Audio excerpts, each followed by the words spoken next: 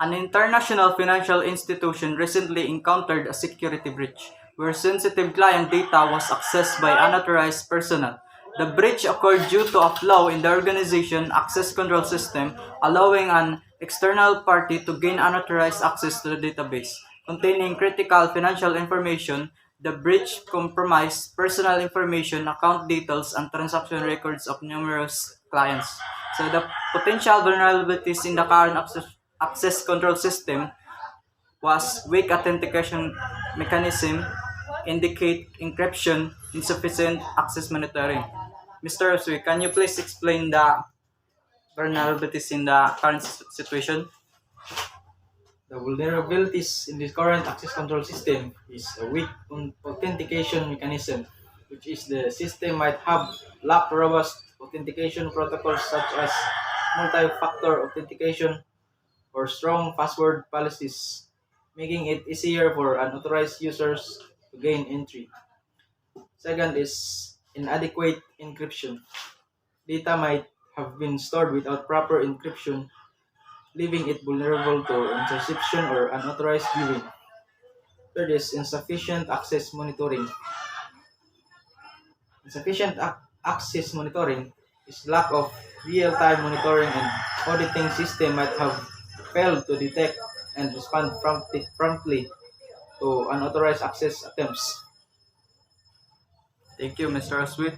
So the possible authorization issues that may have led to the security breach was excessive privilege, poorly defined access controls.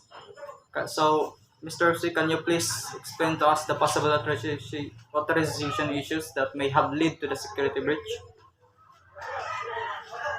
The possible authorization issues that may have led to the security breach is number one, excessive privilege. What is excessive privilege? Excessive privilege users might have been granted more access privilege than necessary, allowing them to view or manipulate system data they have shouldn't access to. Number two is poorly defined access controls.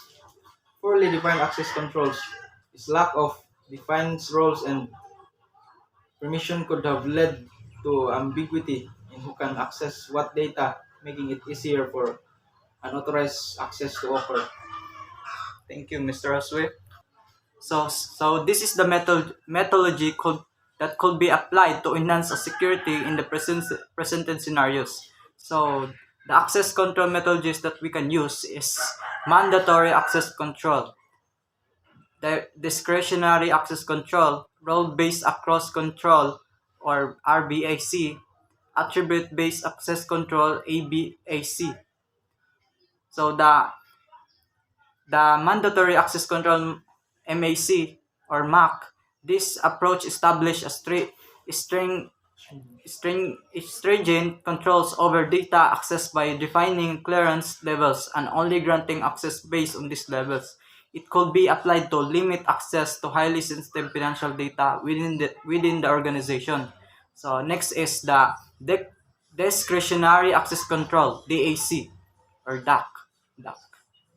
DAC allows to data owners to determine access permission to implementing DAC could enable individual clients or specific departments to control who has access to their data within the system. Can you please read the next one, Mr. Oswe? Role-based. Okay. Role-based access control or RBAC assigns permission to users based on their roles within the organization. It can be used to streamline access by granting permissions according to job responsibilities, reducing the risk of unauthorized access. Second, attribute-based access control uses attributes or users' characteristic, environmental condition, or etc. to determine access. It can be beneficial in fine-tuning access control based on dynamic factors like time, location, or rules. That's all.